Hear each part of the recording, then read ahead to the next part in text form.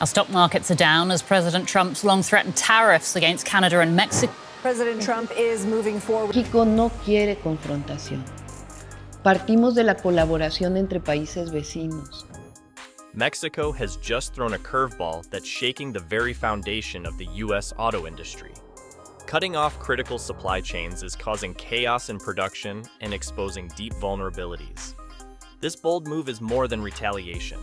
It's a statement of economic power. President Sheinbaum is moving ahead with a massive event planned to take place this coming Sunday at our country's Zócalo, which is... Mexico's recent actions against the United States have displayed economic warfare. This is more than retaliation. It's a chess move designed to strike where it hurts the most. Tariffs 25% on Canada and 25% on Mexico, and that'll start. For decades, the U.S. has held the upper hand in its trade relationship with Mexico, often flexing its economic muscle to impose tariffs and dictate terms. But this time, Mexico decided to fight back, and not with words or negotiations. Instead, they weaponized their critical position in North America's highly integrated supply chain. The country retaliated harder than ever in response to Trump's 25% tariff against Canada and Mexico.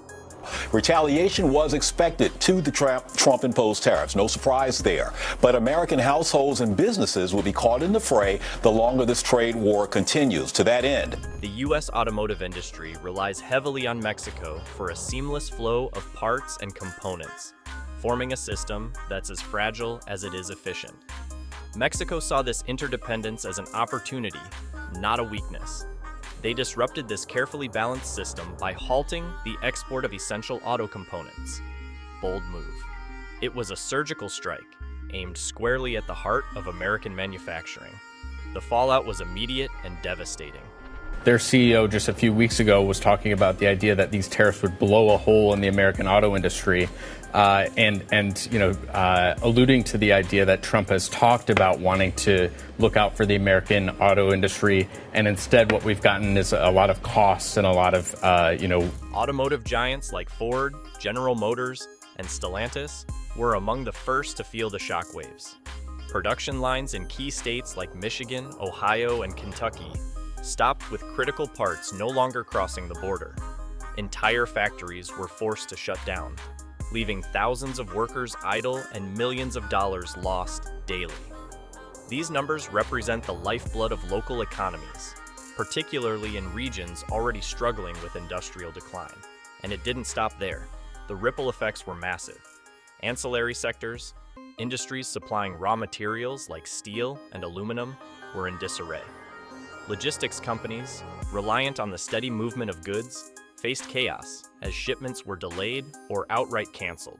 Attack Ontario, you attack livelihoods of people of Ontario and Canadians. We're going to use every tool in our toolbox to defend Ontarians and Canadians across the border. What makes this move even more significant is the timing. Mexico acted while the U.S. was already spread thin, embroiled in multiple trade disputes with countries like China, Canada, and the European Union. By capitalizing on this distraction, Mexico ensured their actions would have maximum impact.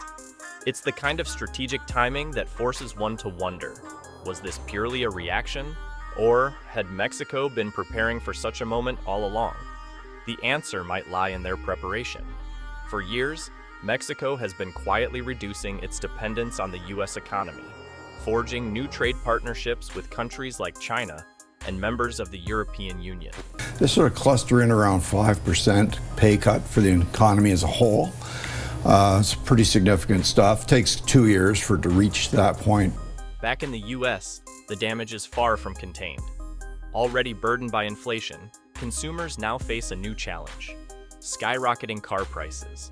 As vehicle shortages make headlines, public confidence in the automotive industry, and by extension, the broader economy, is taking a serious hit. So I think that it's still a big question. Where do we go from here? It is certainly unprecedented, both to use this authority and of this magnitude to impose tariffs on trading partners. What's clear is that Mexico's actions have shifted the dynamics of North American trade in ways that will have lasting consequences. This action demonstrates how economic interdependence can be turned into a weapon. And in this case, it's a weapon that has left one of the world's largest economies reeling. The U.S. automotive industry, long seen as a symbol of strength and innovation, now finds itself in a difficult position. It'd be very costly for people to take advantage of this country. They can't come in and steal our money and steal our jobs and take our factories and take our businesses and expect not to be punished, and they're being punished by tariffs. The economic relationship between the United States and Mexico is often described as deeply interdependent, but recent events have exposed just how fragile this ecosystem truly is. At the core of North America's economic machinery lies the automotive industry, a sector so deeply intertwined across borders that it has become both a strength and a vulnerability.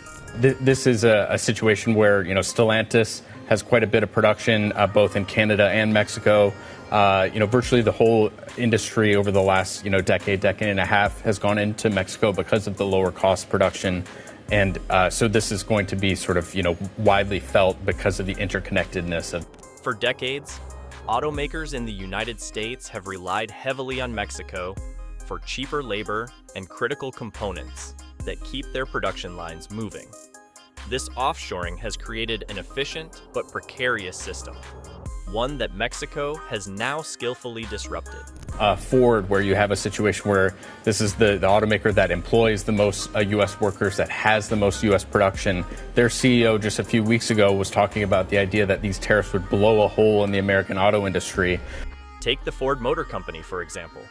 According to a report from January 2020, over 35% of Ford's auto components are sourced from Mexican suppliers. When Mexico imposed its export restrictions, Ford's plants in Michigan and Kentucky were some of the first to feel the impact. By the second week of restrictions, production lines at these facilities had ground to a halt, affecting more than 8,000 workers and costing the company millions in revenue daily. Let's talk about Wall Street. It was a down day there as markets reacted to the tariffs. The Dow down 670 points, the Nasdaq dropping 65, and the S&P followed, closing the day down 72 points. Meanwhile, the stock market is reflecting the chaos.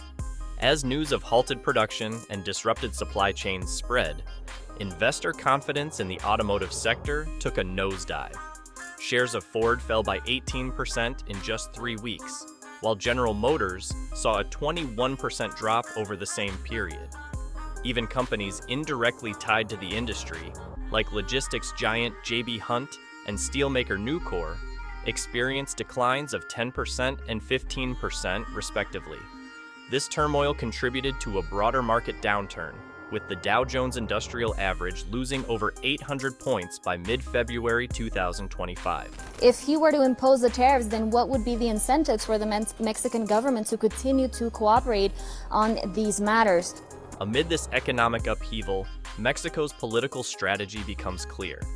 Their decision to weaponize trade was a calculated move designed to make a statement on the global stage. For decades, Mexico was seen as the junior partner in its trade relationship with the United States, often bending to economic pressures and protectionist policies imposed by Washington. But now, Mexico is signaling that it will no longer play the role of subservient ally. Doing this will hurt America really badly. Mexico's actions also serve as a warning to proponents of protectionist policies. The Trump administration's doctrine of imposing unilateral tariffs as a means of leverage is exposed. While such tactics might create short-term gains, they invite long-term retaliation that often outweighs the benefits. The current crisis echoes historical trade disputes, such as the Smoot-Hawley Tariff Act of 1930, which escalated global trade tensions and deepened the Great Depression. Tonight, economists are raising red flags that the Trump-imposed tariffs and subsequent trade war will drive up inflation, with American consumers caught right in the middle. What's unfolding now is a harsh reminder that trade wars are never as simple as they appear on the surface. While the United States may have initiated this latest round of tariffs, the fallout has exposed vulnerabilities that were years, even decades, in the making. It's a lesson that economic interdependence can be both a strength and a weapon. one that Mexico is wielding with remarkable precision. When Mexico decided to shake up the global trade game, it flipped the board and started building a new one altogether. Let's see how this bold move is reshaping everything. The price increases could be as much as $12,000 on an electric vehicle. They sort of analyzed a bunch of different body types. The smallest was $4,000 on a crossover utility vehicle. Pickup truck would be up about $8,000, large SUV up about $9,000. From the U.S. auto industry to the world's economic order. The fallout isn't just about jobs, though. Consumers are feeling it too. Car prices are climbing faster than the latest Tesla stock surge, and middle-class families are wondering if they should just keep driving their 10-year-old sedans into eternity. After all, who can afford a $60,000 SUV with tariffs baked into the price tag? But here's the scariest part. While the U.S. auto industry is busy triaging its wounds, global competitors are sprinting ahead. Automakers in Japan, South Korea, and Germany are watching this mess and thanking their lucky stars. They're not burdened by trade wars, which means their cars are cheaper, better positioned, and flooding markets that American companies are struggling to reach. What does this mean for the future? For starters, nations can't afford to put all their economic eggs in one basket. Interdependence isn't a weakness, it's a strength, if you play your cards right. And while the U.S. grapples with its vulnerabilities, Mexico is rising as an unexpected powerhouse. Like this video and subscribe to the channel to know if the U.S. can adapt before it's too late.